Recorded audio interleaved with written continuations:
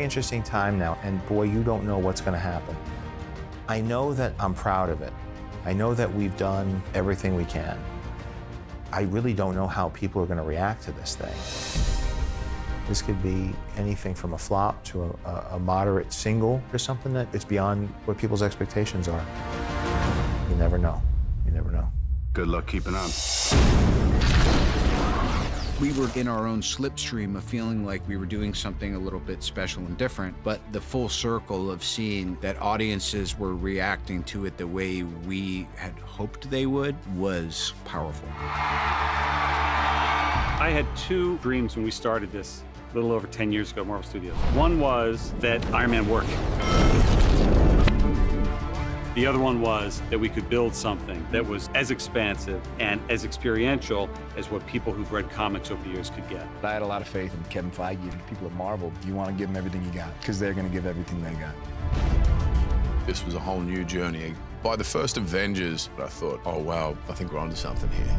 Just seeing the characters together, there's something viscerally awesome about it. And I think that's why the minute Sam Jackson showed up at the end of Iron Man 1, whether people had read comics or not, who is that? What does that mean? Why is he here? And then Tony Stark appearing at the end of The Incredible Hulk. If I told you we were putting a team together, who's we? Those seem like just the tiniest of things compared to where we are now, but those were the foundations that led us here. The cutting-edge concept behind the Marvel Universe is this massive organism of shifting parts and new ideas. How do we do this? As a team. Sarah Finn is responsible for all of these amazing actors and actresses that we brought into this. I think after the first Avengers, people realized that this was not just an ordinary comic book movie, that there was really a lot of thought and a lot of care and a lot of passion that's going into each and every one of these films. And there's also some joy. I think when the actors are having fun and creating these characters, the audiences feel that. Let's do a dance-off! It's fulfilling that those characters have just spoken to so many people all over the world. We are Groot. I love the fact that we've been all given the opportunity to do something different, put our sort of ideas forward and attack a character again, and hopefully advance on that and bring something unique to it each time. It's wonderful to be able to play this iconic character that means so much to people, and I really have to thank the audiences for that because they embraced my portrayal of her from the beginning. Final fitting. What do you think? Questions, comments, concerns? And allowed me to walk in Natasha's shoes and kick ass in them too.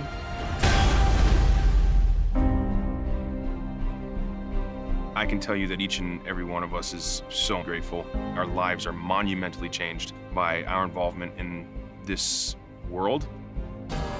To have taken such an instrumental role in what Marvel has done in the past 10 years is just so incredibly meaningful to us. It's a cool experiment to be a part of. It's epic and classical. These characters are mythological characters in a lot of ways. So I love all of you, and I look forward to seeing many of you as we trudge this road of happy destiny. It's nice to look at how the legacy is living on in these other movies and other filmmakers. I don't think this has ever happened before in cinematic history of all these different franchises colliding and all these storylines that have started such a long time ago have all woven together. Who the hell are you guys? As the films have progressed with Civil War and now Infinity War, we're just going to continue to surprise people. There was an idea To bring together a group of remarkable people. to see if we could become something more.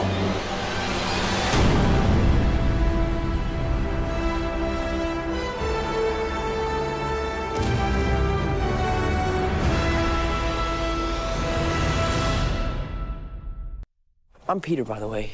Doctor Strange. Oh, using your made-up names. Then I am Spider-Man.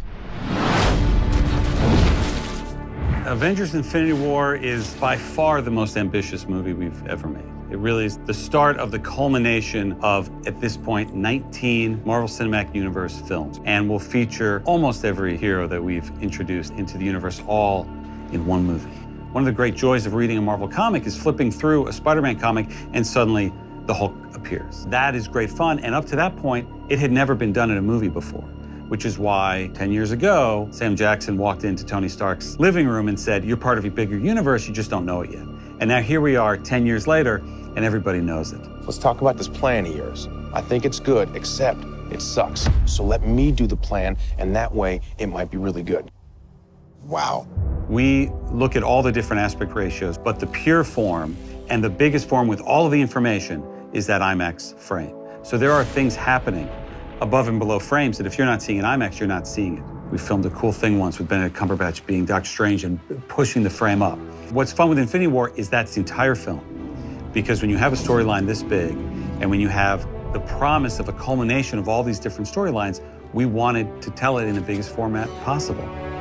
The end is near. The IMAX screen has a different height than a traditional movie screen. Those that go to an IMAX theater will see a much taller view of the image. So if you're in a traditional theater, it's going to be narrower. If you're in an IMAX theater, it's going to be expanded. There's more information in the frame. There's more storytelling to look at. You see more of the characters, you see more of their powers, you see more of the scale of the film. So it's just presented on a much grander frame than a traditional movie theater. We got one advantage. He's coming to us. We have what Thanos wants, so that's what we use. We have characters in this movie like Thanos who are taller than normal human beings are. When you're framing those kind of characters in the same frame, it can become really challenging with a normal aspect ratio to like hold those height differentials in a single frame. And it forces you into certain angles and certain types of frames and lens choices. And having that extra verticality, like Joe was talking about, gives us a wider range of how we frame and how we shoot these characters, how we present them in the same frame together. When you sit in an IMAX theater, it takes up your entire field of vision. And you begin to forget that there even are borders. And you're in the entire movie. And as a filmmaker, that's what you want the audience to experience. Having more information, having technology at our disposal is just storytelling freedom. And having the enormity of the frame that IMAX delivers just gave Joe and Anth more room to tell their story. It really is the difference when we go through and work on the movie. You can hear an audible gasp in the visual effects room where everybody goes, and you suddenly see the whole thing. It comes down to the difference between watching a frame and experiencing a world. I hope they remember you.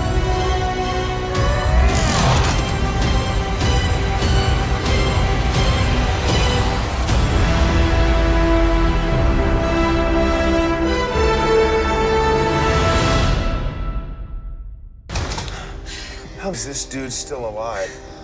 He is not a dude. You're a dude. This is a man. A handsome, muscular man. I'm muscular. Here we are on the set of Avengers. I've been lucky enough, along with other Guardians of the Galaxy, to join up with the Avengers and be here and get an opportunity to save the world. Does it make you an Avenger now as well? I don't know. I hope. Maybe like a third string Avenger, yeah. I was one of the founding members, so. Yeah, thank you. Thanks. Oh, so he's huge. You know, out of all of the people that I've had the good fortune to work with, these two particular guys and the triumvirate that we formed together, it's very special friendship and decade plus of time together. Go team, yeah! It's been this witnessing of like people's lives growing and changing. It's been a really cool experience. Working with Lizzie has been really, really awesome. And I think there is something very powerful about being able to play women who do heroic things. And those women are so awesome, so we've had a really good time. Hanging out with everyone on the set is one of the best parts of this job, actually, because it does have this kind of large, extended family feel. I had a bit of a bucket list. I wanted to work with Pratt because I thought he'd be good fun. Proven completely wrong on that front. He was arduous and boring and not particularly funny. Boom! Well, at first blanch, it's hard to know what to make of Cumberbatch. And then the more time I spent with him on and off set, I just kind of infatuated with this guy. I was thinking, you know, the journey that Robert Downey Jr. has made, he's the godfather of all this. It has literally been the adventure of a lifetime. I get a little misty thinking about it. So, you know, I lucked out.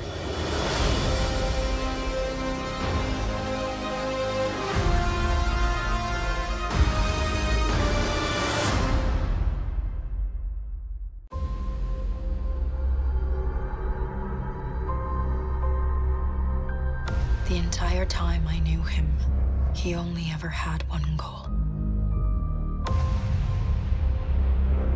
To wipe out half the universe. If he gets all the Infinity Stones, he can do it with the snap of his fingers. Just like that. Tell me his name again. Thanos.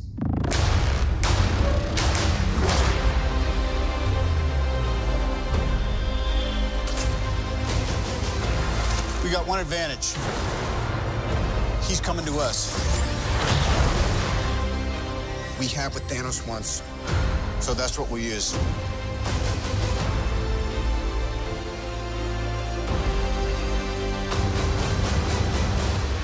Let's talk about this plan of yours. I think it's good, except it sucks. So let me do the plan, and that way it might be really good. Wow.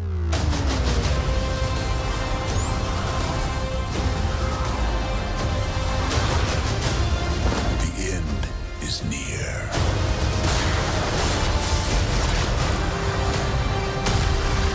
When I'm done, half of humanity will still exist.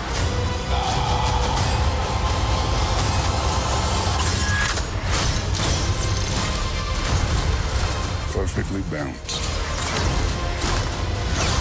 As all things should be. I hope they remember you.